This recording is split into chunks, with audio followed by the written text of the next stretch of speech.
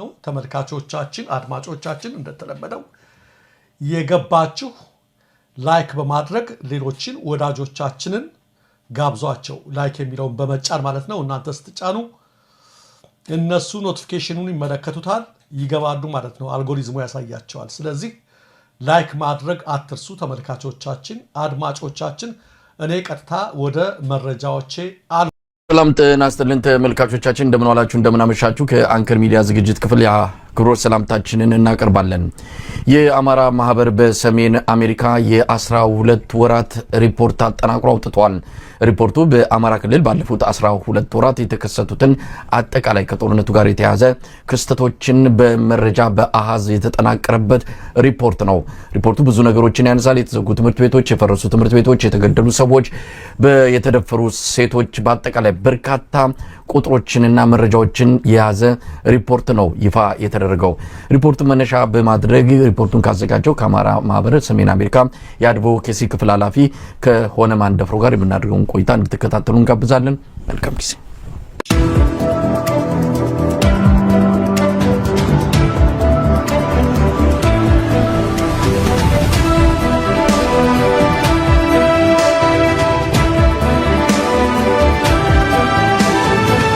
ተናስተልን ሆነ ተናስተልን መሳይ እንዴት ሰነበትከ እንግዲህ ያው አመታዊ ሪፖርት አወጣችሁ በጣም ብዙ ነገሮች አስገራሚ ነገሮች በጣም የሚያስደነግጡ ነገሮች ብዙ አሃዞች ቁጥሮች መረጃዎች በስፋት የሚገኙበት ሪፖርት ነው የ12 ወራት ሪፖርት እስቲ በቅድሚያ ሪፖርቱ እንዴት ተዘጋጀ እንግዲህ በየወሩ መታወጡት በየሳምንቱ መታወጡት ሪፖርት አለ የአማራ ክልል ወቅታዊ ሁኔታን በተመለከተ ጦርነቶች የት እንዳሉ ምን ጉዳት እንደደረሰ ሳምንታዊ ሪፖርት አላችሁ ወራዊ አላችሁ አሁን ደግሞ የአመቱን አጠናቅራችሁ ነው ይዛችሁ የመጣችሁትና እንዴት ነው ይሄንን ሪፖርት የሰራችሁት የአመቱን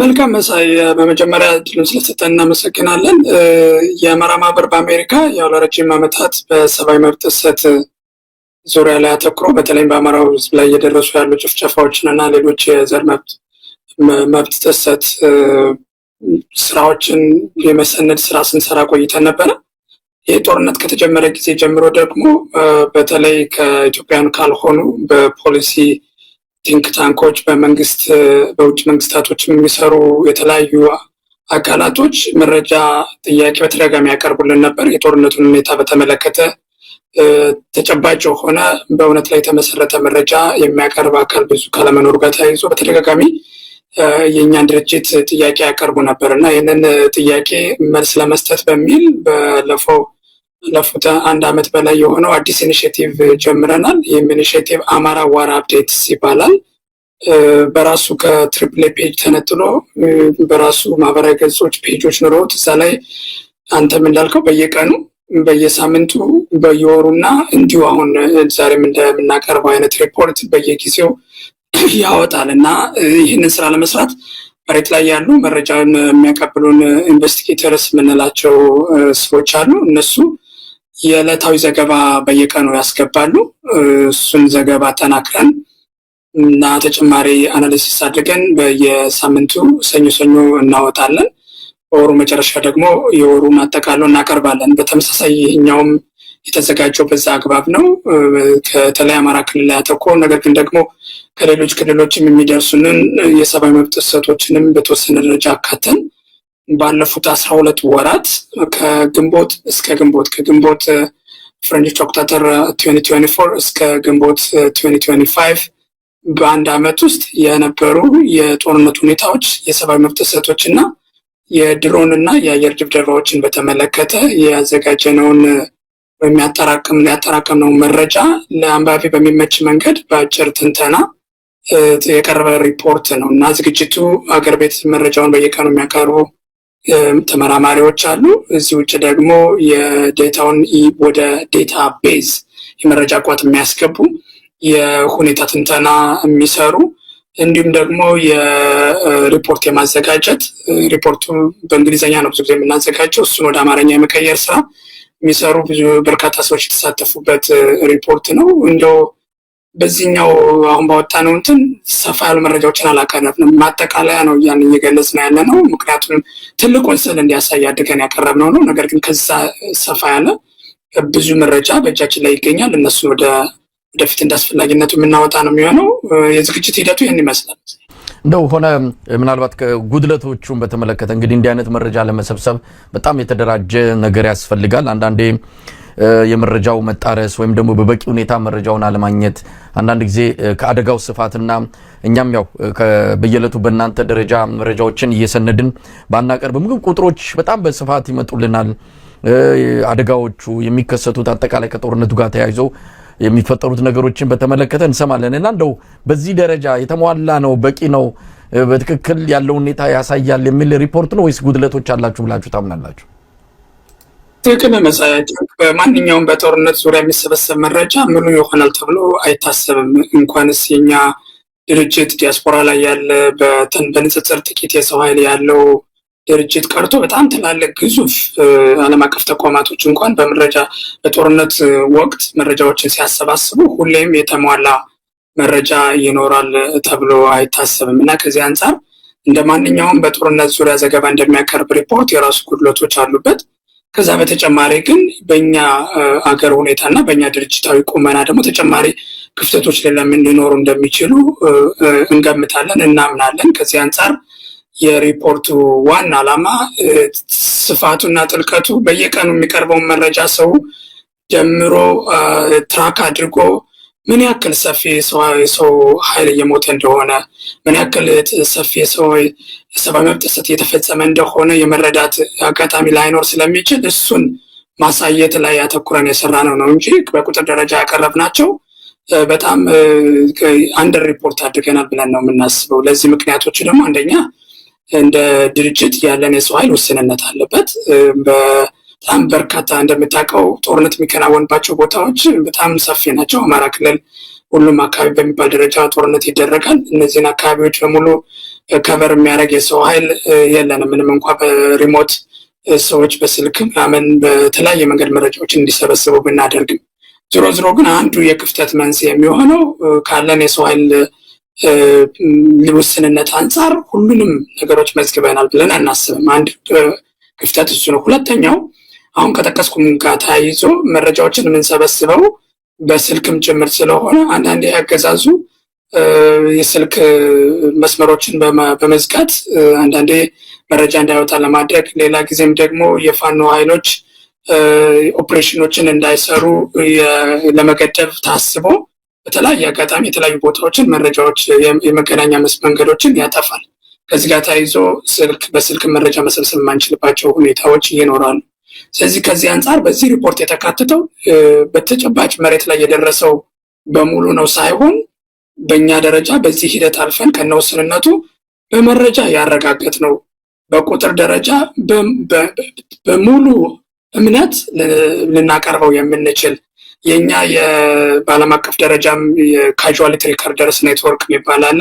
ተመሳሳይ ስራዎችን የሚሰሩ በጦርነት ምክንያት የደረሱ ጉዳቶችን የሚመዘግቡ ድርጅቶች አባል የሆኑበት ሰፊ ኔትወርክ አለ። በዛ ኔትወርክ ስታንዳርድ መሰረት የዛ ኔትወርክ ስታንዳርድ የሚጠይቀው መረጃውን ታማኝነት ከማድረግ አንጻር ቬሪፋይ የሚረጋገጥ ከማድረግ አንጻር እንዲሁም ደግሞ የመረጃ ጥራቱ በስም በማንነት ተጎጂዎች በመለየት በሚያስችለው ሁኔታ መቅረብ ስላለበት ይህንን ስታንዳርድ በሚያሟላ መንገድ አጣርተን ያቀረብነውን ነው እዚህ ጋር ያካተት ነው እንጂ በየኛ ድርጅት ግምገማ የደረሰው የሰብአዊ መብት ጥሰት የተፈጸሙ የነበሩ ውጊያዎችን ጨምሮ ከሪፖርት ካደረግነው የበለጠ እንደሆነ እምነት አለን። ከዚህ አንጻር ሰዎች ሪፖርቱን ማየት ያለባቸው አንደኛ ጥልቀቱን ለመረዳት እንደመነሻ፣ ሁለተኛ ደግሞ እነዚህ ክፍተቶች በጊዜ ሂደት ወደፊት ሲሻሻሉ ሙሉ ሊሆን እንደሚችል፣ ለጊዜው ግን እየደረሰ ያለውን ሰፊ ውድመት ለማሳያ እንዲሆን ታስቦ የተዘጋጀ ሪፖርት እንደሆነ እንዲገነዘቡ እንፈልጋለን በእኛ በኩል።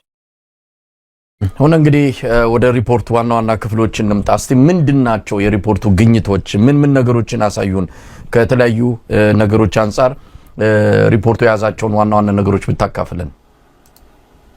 መልካም። ሪፖርቱ እንግዲህ በዋናነት በሶስት ጉዳዮች ላይ ያተኩራል። አራተኛ የምንለው አለ፣ ግን እሱ በዚህ አንተም ጋር ከዚህ በፊት ውይይት ያደረግንበት የትምህርት ቤቶች እና አጠቃላይ የትምህርት ስርዓቱ መውደም ነው።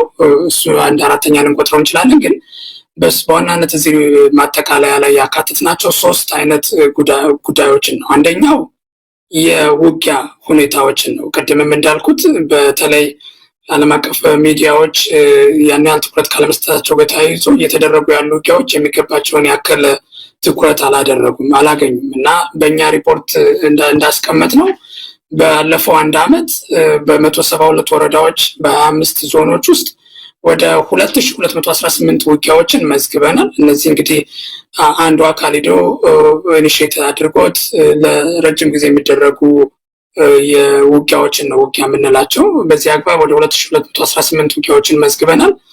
በእነዚህ ሂደት ውስጥ የሞቱ ታጣቂ ኃይሎችን ቁጥርም ሪፖርቱ ያሳያል። በዚህ መሰረት በአገዛዙ ሰራዊት ውስጥ ወደ 31000 የሚጠጋ በ30683 የሚሆኑ የአገዛዙ ተዋጊዎች ሞተዋል። በፋኖ በኩል ደግሞ 800 የሚሆኑ ተዋጊዎች ጉዳት ደርሶባቸዋል ወይም ሞተዋል ብለን ሪፖርቱ ያሳያል። ይሄ እንግዲህ በቁጥርም ደረጃ እንደምታየው ከፍተኛ የሆነ የአገዛዙ ሰራዊት በብዛት እየሞተ እንደሆነ ያሳያል። እነሱን ምክንያቶቹን በሪፖርቱ አንስተናል። በኋላም ልንመጣበት እንችላለን የቁጥሩን ኢምባላንስ ለምን እንደሆነ።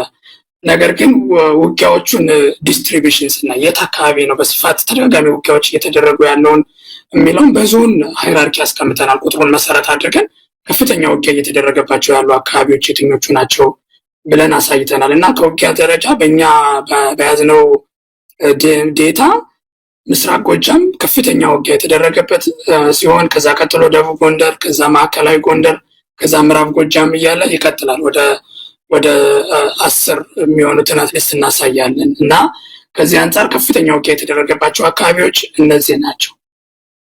ብዙ የተዋጊ ከመሞት አንጻር ደግሞ ከፍተኛውን የአገዛዙ ሰራዊት በብዛት ያለቀባቸው አካባቢዎች ማዕከላዊ ጎንደር በአንደኛ ደረጃ ሲሆን ደቡብ ጎንደር ሁለተኛ ነው፣ ምዕራብ ጎንደር፣ ከዛ ምስራቅ ጎጃም እያለ ይቀጥላል። ስለዚህ ጠቅለል ስናደርገው አንዱ ነገር የት አካባቢ ነው ውጊያዎች በተደጋጋሚ እየተደረጉ ያሉት የሚለውን ያሳያል። በቁጥር ደረጃ ደግሞ ምን ያክል ከአገዛዙም ከፋኖ በኩልም የሞተው ኃይል ምን ያክል ነው የሚያረጋግጥ ነው የሚለውን በቁጥር ያሳያል። ይሄ የሪፖርቱ አንድ ክፍል ነው። ሁለተኛው ክፍል የሰብአዊ መብት ጥሰት ነው። የሰብአዊ መብት ጥሰት ስንል እንግዲህ ተዋጊ ያልሆኑ ያልታጠቁ ንጹሃን ዜጎች በብዛት በአገዛዙ ሰራዊቶች የተጨፈጨፉበት፣ የታሰሩበት፣ የተጠለፉበት፣ ጾታዊ ጥቃት የደረሰበትን እነዚህን ጨምሮ በርካታ የንብረት ውድመቶች አሉ። እነሱን ሪፖርቱ በቁጥር አልበየናቸውም፣ ግን በስፋት የተመዘገቡ ሰፊ የሆኑ በርካታ መልክ ያላቸው የሰብአዊ መብት ጥሰቶች መፈጸማቸውን ያሳያል ሪፖርቱ። እንደው በቁጥር የተወሰኑትን ለመጥቀስ ያክል በዚህ ባለፈው 1 ዓመት ብቻ እንግዲህ ከግንቦት እስከ ግንቦት ነው መግቢያችን ላይ እንዳልነው ይሄ ሪፖርት የሚሸፍነው። በዚህ 1 ዓመት ብቻ ወደ 3491 ንጹሃን ዜጎች ጉዳት ደርሶባቸዋል። ከነዚህ ውስጥ 2654ቱ ተገድለዋል። ወደ 837 የሚሆኑት ደግሞ ጉዳት ደርሶባቸዋል፣ ቆስለዋል ማለት ነው። ይህንን ስናየው በብዛት ብዙ በርካታ ሰዎች ንጹሃን ዜጎች የተገደሉት የት ነው የሚለውን ስናይ እንግዲህ ማዕከላዊ ጎንደር፣ ደቡብ ጎንደር፣ ምዕራብ ጎንደር፣ ምስራቅ ጎጃም፣ ሰሜን ጎንደር፣ ምዕራብ ጎጃም እያለ ወደ ታች ይሄዳል እና በተጨማሪም ቅድም መግቢያ ላይ እንዳልኩት አንዳንድ በአገዛዙ ሰራዊት ፋኖን ትደግፋላችሁ በሚል የተገደሉ ሰዎች በኦሮሞ ክልልን ጨምሮ የመዘገብናቸው አሉ። ግን ሪፖርቱ ሙሉ በሙሉ በሚባል ደረጃ ትኩረቱን ያደረገው አማራ ክልል ላይ ነው። እነዚህ በተለያየ መንገድ መረጃዎችን ስላጣራናቸው ለማካተት ታሳቢ አድርገን ያካተትናቸው ናቸው እንጂ ሌሎች አካባቢዎች የደረሱትን ጥቃቶች እንዲሁ በዋናነት አተኩረን አልመዘገብነውም።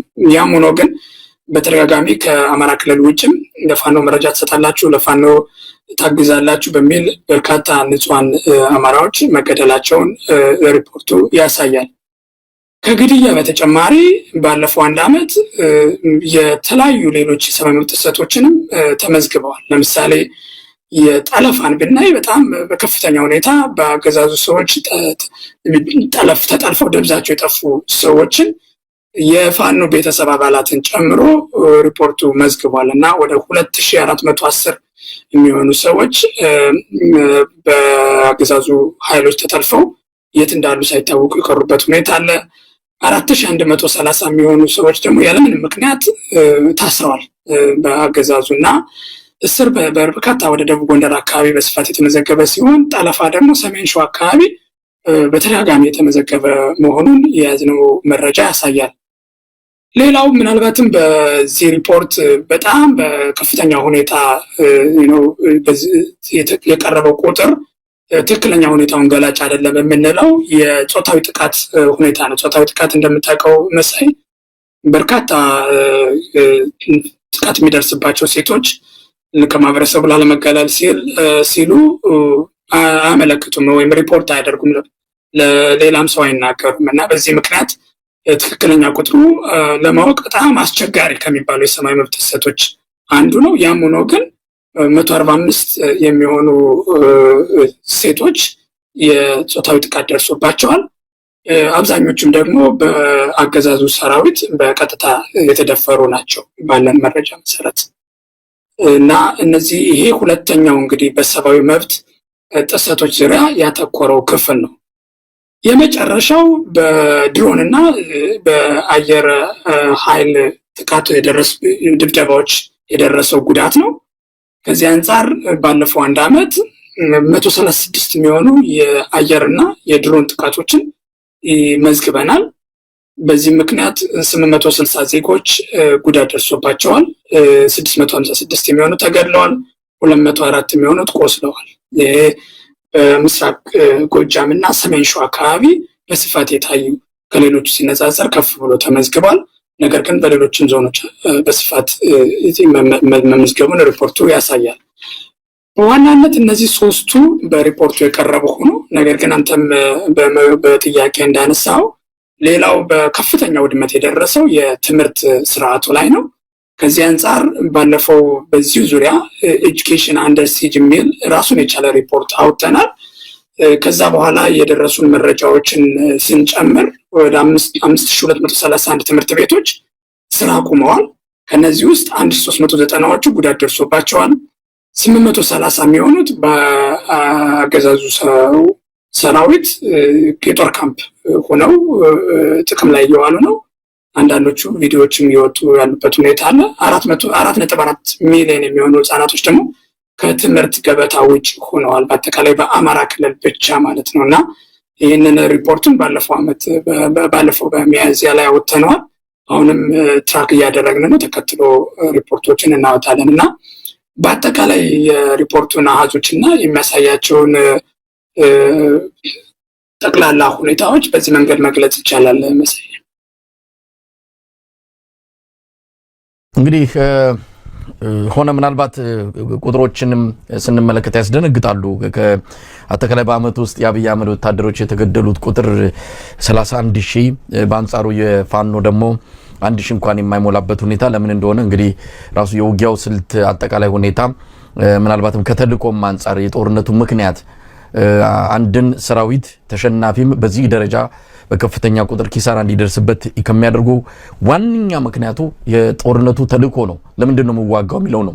የሚዋጋው ማህበረሰብ ምክንያት ካለው የሚከፍለው መስዋዕትነት ምንም ከቁጥርም ላይ ገባ ይችላል። የሚመርጠውም የውጊያ ስልት ሊሆን ይችላል። እሱን ዝርዝር ውስጥ ልንገባ አንችልም። ግን ቁጥሩ አስደንጋጭ ነው። ሁለቱም የኢትዮጵያ ልጆች ናቸው። በዚህም በዛም የሚሞቱት በተለይ የአብይ አህመድ ወታደሮች ምክንያት የሌለው የአንድን ግለሰብ ስልጣን ለማራዘም ብሎ አንድን ማህበረሰብ የአማራ ማህበረሰብ በዚህ ደረጃ ባህሉን፣ ታሪኩን፣ ሁለመናውን ህልውናውን አጠፋለሁ ብሎ የመጣበት ሁኔታ በእውነት ከተልእኮ አንጻር እንኳን የሚገናኝ አይደለም። አራምባና ቆቦ ሰማይና ምድር ነው። ስለዚህ ይሄ ቁጥር መራራቁ 31,000 የአብይ አህመድ ወታደሮች መሞታቸው ቁጥር አይደለም፣ የሰው ልጅ ነው። እነዚህ ወላጆች አሏቸው ወይም ደግሞ የሆኑ ልጆች አባቶች ናቸው። ወላጆች አይነገራቸው። በኢትዮጵያ እንኳን አሁን አይደለም የትግራይ የ2 ዓመት ጦርነትም የሞቱት ኢትዮጵያን ለወላጆቻቸው ለቤተሰቦቻቸው አልተነገረም። ወላጆች ሀዘኑን በእርማቸውን እንኳን ሳይወጡ ነው የተቀመጡትና የወጣው ዳታ ከቁጥር ባሻገር ሰው ስለሆነ ያለው ከጀርባው ብዙ የሚያሳዝኑ ነገሮች አሉበት። ከትምህርትም አንፃር ያነሳችሁታል። እንግዲህ አንድ ትውልድ እየጠፋ ነው። እንግዲህ 3 ዓመት 4 ዓመት ከቀጠለ እነዚህ ልጆች ወደ ሃይስኩል የሚገቡበት ሰዓት ወደ ትምህርት ቤት የሚገቡበት ሰዓት ከእድሜያቸው በጣም ዘግይተው እንደሚሆን ይታመናልና ትውልድ ነው እየተበላሸ ያለው።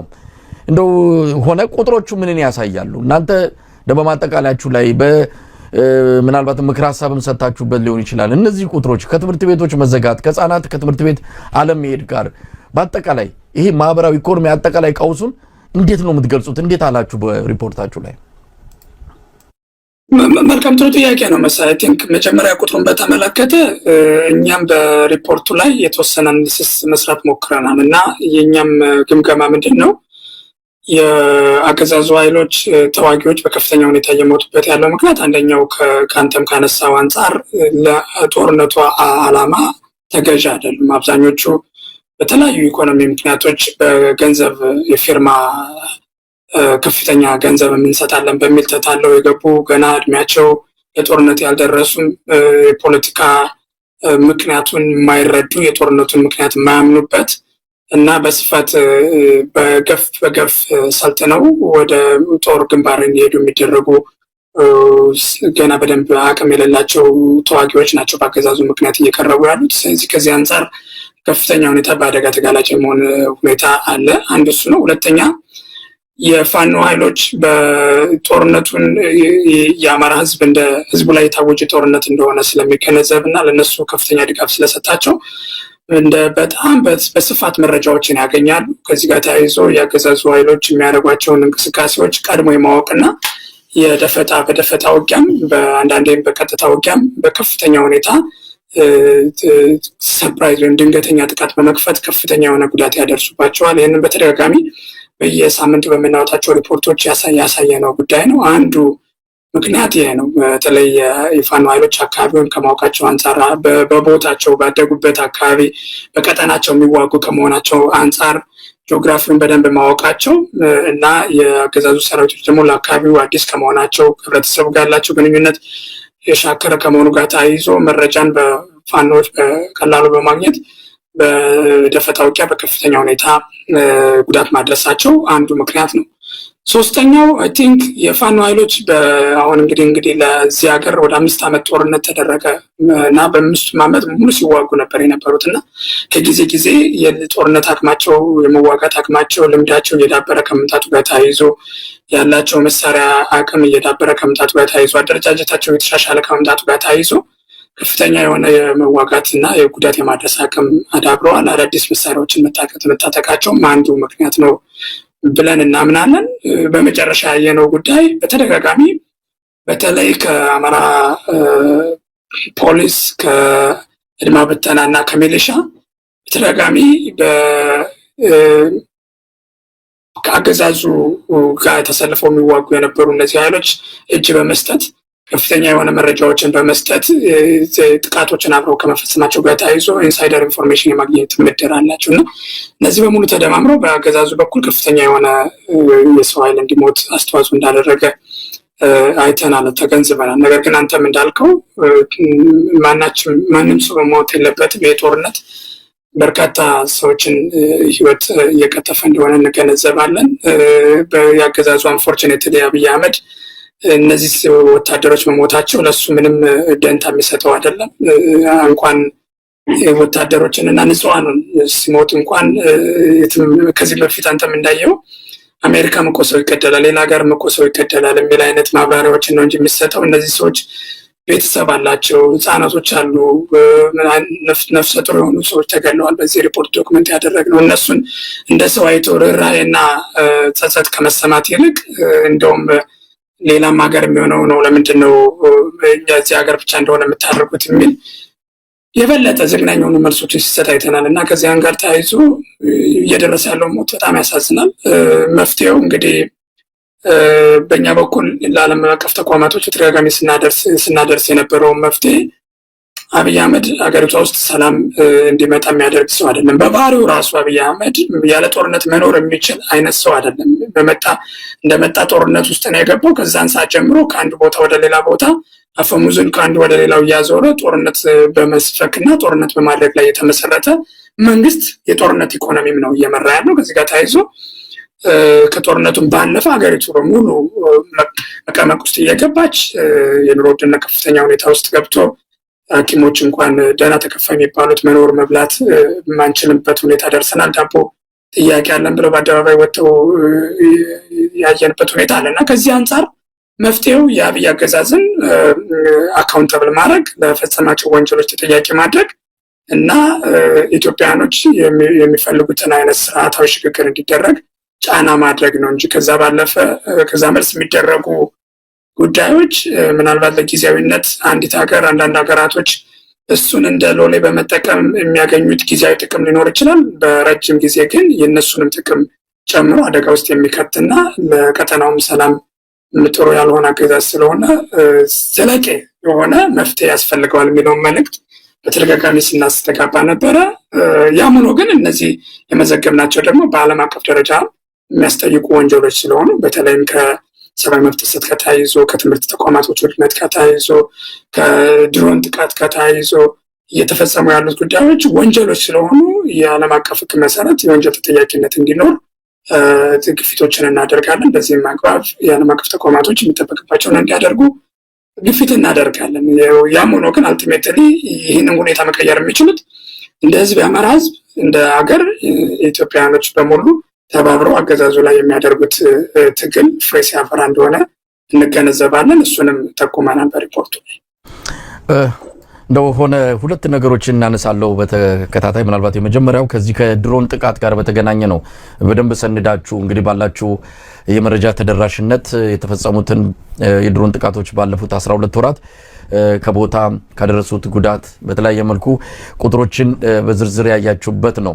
በአንጻሩ የኢትዮጵያ የሰብአዊ መብት ኮሚሽን ኢሰመኮ በቅርቡ በሰጠው መግለጫ በአዲሱ ዳይሬክተር በአቶ ብርሃኑ አዴሎ አማካኝነት የድሮን ጥቃት መፈጸሙን አጠራጣሪ ሲል ነው የገለጸው። የሆኑ አርሶ አደሮች የምትበር ነገር ሰማን ይላሉ እንጂ በትክክል የድሮን ጥቃት ስለመሆኑ ማረጋገጫ አላገኘንም የሚል በጣም እውነት ለመናገር አሳፋሪ ሪፖርት ነው የቀረበው። ምክንያቱም የራሱ የኢትዮጵያ የሰብአዊ መብት ኮሚሽን በቀደመው ሪፖርቱ በርካታ የድሮን ጥቃት መፈጸማቸውን አመላክቷል። ስለዚህ የገዛ ሪፖርቱንም የሚያጣፋ ነገር ነው ያቀረቡትና እንደው ይህንንስ እንዴት ማየት ይቻላል? እናንተ በአሃዝ በቁጥር በቦታ በብዙ ነገር አስደግፋችሁን ያቀረባችሁት ነገር ግን አጠራጣሪ ነው ሲል ነው የገለጸው የኢትዮጵያ የሰብአዊ መብት ኮሚሽን በብርሃኑ አዴሎ የሚመራው። እኛ በእኛ ግምገማ የኢትዮጵያ ሰብአዊ መብት ኮሚሽን ያለውን ታማኝነት ሉዝ አድርጓል። ኢንፋክት ይህን ስንል የነበረው ከመጀመሪያ ኢቨን እንደ ግለሰብ የተከበረ ስብዕና ያለው ዶክተር ዳንኤል በነበረበት ጊዜ ጨምሮ ነው። በወቅቱ ከሱም ጋር በተለያዩ መድረኮች ይህንን ቅሬታችንን ያቀረብንበት እና ምንም እንኳ እሱ አውቆ ተባባሪ ነው ባንልም በሱ ስር የነበሩ በተለይም የቅርንጫፍ መሪዎች በተለይም ከአማራ ክልል ውጭ ያሉ ቅርንጫፎችን የሚያስተዳድሩ የቅርንጫፍ ኃላፊዎች በቀጥታ ሪፖርቶች ውስጥ አስገብተው መረጃዎችን የማዛባት ስራ ይሰሩ እንደነበረ ይህንንም ከራሱ ከዛው ከኮሚሽኑ ሰዎች ባገኘነው መረጃ ተነስተን እኔ ራሴ ያቀረብኩበትን ወቅት አስታውሳለሁኝ። ነገር ግን እሱ ከወጣ በኋላ ሙሉ ለሙሉ የፓርቲ መዋቅሩ ተቀጥላ እንደሆነ ነው የምናየው። በእኛ ግምገማ የሪፖርቱ ምንም ከብልጽግና ሊያቀርበው ከሚችለው የተለየ ሊሆን ይችላል ብለንም አንጠብቅም።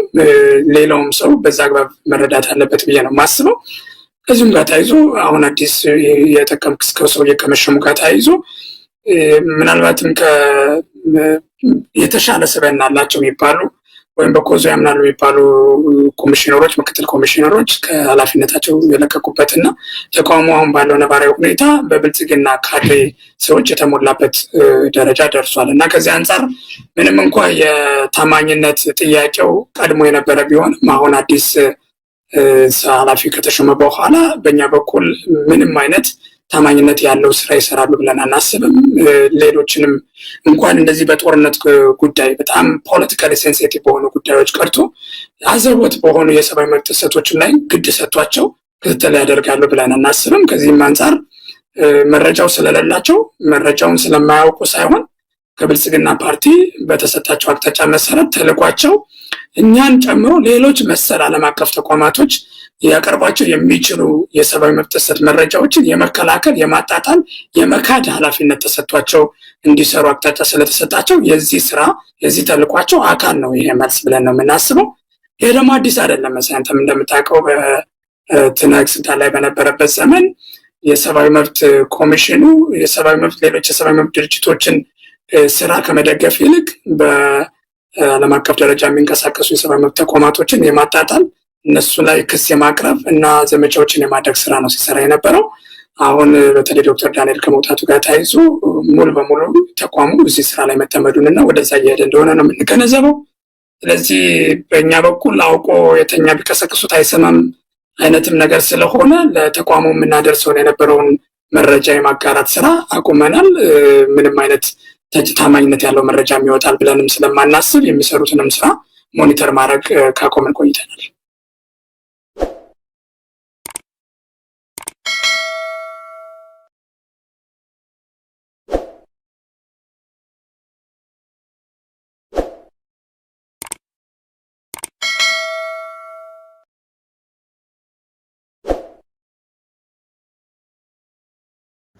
አሰላሙ አለይኩም ወራህመቱላሂ ወበረካቱ።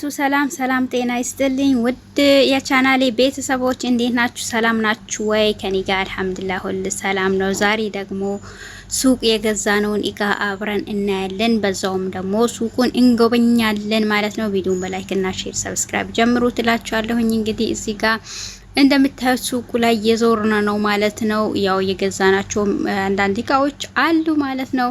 ለኢትዮጵያ የሆኑ ደላ ናቸው ማለት ነው። ይፍ ናቸው ከ30 ነበሩ ከ19 ምናምን የሆኑ 70 ነበሩ። በጣም ቀንሷል ማለት ነው። ሩድ ያላቸው ነው። ምርጥ ደላዎች ለኢትዮጵያ የሚጠቅሙ እንግዲህ ፌርሙዞች ናቸው ማለት ነው። በጣም አሪፍ። ይሄ ደግሞ ሻይ አረቦች የሚያፈሉበት ማንቆርቆሪያ በጣም ለኛ ኢትዮጵያ ይጠቅማል። በጣም አሪፍ ጠንካራ ማንቆርቆሪያ ነው ማለት ነው። ሻይ እዚህ ጋር ክሊኒክሱ ብርጭቆቹ ምናምኖቹ አሉ። ያው እንደምፈልጉ አይነቶች በደረጃው ነው ያለው ማለት ነው። በጣም አሪፍ ነው። ለኢትዮጵያ ደግሞ በጣም የሚጠቅሙ ቆንጆ እቃዎች እና ቆንጆ አልባሳት ያለበት እኔ እና እህቴ ኢትዮጵያ ስንሄድ በዚህ ቦታ ገዝተን ነው ወደ ኢትዮጵያም ካርጎ የምናረገው ማለት ነው። በጣም አሪፍና ቆንጆ ጫማዎች የልጆች የአዋቂዎች እናም ደግሞ እንዲሁም ልብሶች ለህፃናቶቹ የሚያማምሩ ልብሶች ያሏቸው ናቸው። ስሙ ደግሞ ራምዝ ይባላል ማለት ነው።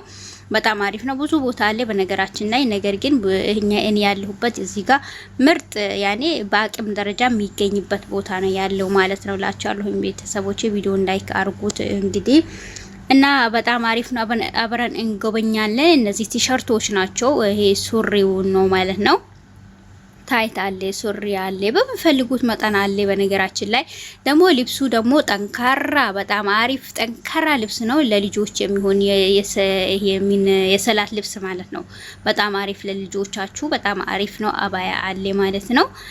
ደምዘዝ ብሎብኝ ነው እና በጣም አሪፍ ቆንጆ ምርጥ ልብሶች አልባሳቶች በተለይ የልጆቹ ነው ወዳቸው። አያምሩ ይዋችሁ ወላሂ በጣም የሚያምሩ ቆንጆ አሪፍ ናቸው። ጫማው ራሱ በጣም አሪፍ ጠንካራ እድሜ ያለው ጫማ ነው ያላቸው ማለት ነው። ልብሶቹ ራሱ በጣም የልጆቹ በተለይ ከትላልቆቹ የልጆቹ ልብስ በጣም የሚማርኩና ፉስታኖች በቃ ያኔ ሴት ልጅን በዛ ሰዓት እኔ እንጃ ብቻ ግን እውነት ለመናገር ማለት ነው እንደዚህ የሚያማምሩ ነገሮችን የሴቶቹን ልብስ ስታዩ በጣም ደስ ይላቸዋል ማለት ነው። እንግዲህ የጡት ማሳጃ ነው የአዋቂዎች ማለት ነው። እኔ እንደውም የወደድኩት የህፃናቶች የልጆች ናቸው። የአዋቂዎቹ ቢጃማዎቹ ሁሉ ነገሮች አሉ የሚያምሩ ናቸው ማለት ነው። በጣም አሪፍ ናቸው፣ ቆንጆ ናቸው። እኔ ወድጃቸዋለሁኝ። እነዚህም ለሰላት የሚሆኑ የአዋቂዎች ልብሶች ናቸው ማለት ነው። ትላልቅ ነው ማለት ነው እና በጣም አሪፍ አልባስ የመኝታ ልብሶች የሚያማምሩ ቆንጆ በጣም የወደድኳቸው በጣም አሪፎች አሉ እላችኋለሁ። እንግዲህ ቢጃማዎቹን የምትፈልጉ ካላችሁ እንግዲህ ይሄ ምንድነው ውስጥ ልብስ ከውስጥ የሚለበስ ራሱ በጣም ቆንጆ ነው ያላቸው ማለት ነው እና አሪፍ ነው። እኔ በበኩሌ ወድጄዋለሁኝ። ሱቃቸው ላይ ራሱ ብዙ ጊዜ ገዝተን ብዙ ጊዜ የተጠቀምንበት ብዙ ጊዜ ደግሞ በዛ ላይ እድሜው ረጅም የሆነ እቃ ነው ያላቸው። በየጊዜ ደግሞ ይቀያይራሉ። አዳዲስ ነገር ነው የሚያስገቡት ማለት ነው። ሁሉንም ማለት ነው። ለዛ ሲሆን በጣም ደስ የሚል ነው። እዚህ ጋር ፓንት አለ፣ ካልሲ አለ ለሚፈልግ ማለት ነው። ይሄ ካልሲም በደርዘን ነው በእንትን ነው የሚሸጠው። የታሸገ በፍሬም አለ በነገራችን ላይ። እዚህ ጋር ደግሞ ያው እንደምታዩ በፍሪ እንደ እዛ ጋር ተቀምጧል ማለት ነው። ይሄም እዚህም ጋር በዛ በኩል በቀኝ በኩል ማለት ነው አለ። ይሄው የኛ ልብሶች የሸቃሎች ልብሶች ራሱ ሞልቷል ማለት ነው። እና የምንኮራበት የሚያኮራልን የሚያበላን የሚያጠጣን እሱ ልብስ ነው ማለት ነው። እና በጣም አሪፍ ነው፣ ወድጄዋለሁኝ። እናንተም እዚሁ እኔ ያለሁበት አካባቢ ከሆናችሁ ገብታችሁ ግዙ። በጣም አሪፍ ነው፣ የሚመች ነው፣ ቆንጆ ነው። በዛ ላይ ተመጣጣኝ እንትን ዋጋ ያለው እቃ ነው ማለት ነው። ቀበቶቹ ሞልቷሉ እውነት ለመናገር ማለት ነው። እዛ ላይ ቶሎ አይበጣጠሱም። እነዚህ ከነዲሮች ራሱ ለስራ ምናምን ስትለብሷቸው ከሸይላ ራሱ ማች አርጋችሁ ብትለብሷቸው በጣም አሪፍ ናቸው። አባዮች ራሱ አሉ ማለት ነው። ሁሉም በየመጠኑ የሚያገኝ ሁሉ ነገር አለ። እዚህ ማይገኝ ነገር የለም። ጫማዎቹ በጣም የወደድኳቸው፣ ሻንጣዎች ብዙ ነገር ነው ያለው ማለት ነው። የሌለ ነገር የለም እዚህ ውስጥ። እንደውም ብዙ ጊዜ ገብቼ ቀርጬላችኋለሁ ማለት ነው። ብዙ ጊዜ እንደዚህ ለቅቄላችኋለሁ። ውስጥ ገብታችሁ ብታዩ ራሱ ከነዲሮች እነዚህ ሆን የሚያማምሩ ናቸው። ሸሚዞች እነዚህ ሆን የትላልቅ ሰዎች ናቸው። በጣም የሚያማምሩ ናቸው ማለት ነው ቤተሰቦቼ። እና እወዳችኋለሁ። ቪዲዮን ላይክ እና ሼር ሰብስክራይብ ማድረጉን እንዳትረሱ። እንዲሁም ለቤቴ አዲስ የሆናችሁ ደግሞ ደውል ምልክቷን ማጥቆሩን እንዳትረሱ እያልኩኝ ወዳችኋለሁኝ። ወሰላሙ አለይኩም ወራህመቱላሂ ወበረካቱ።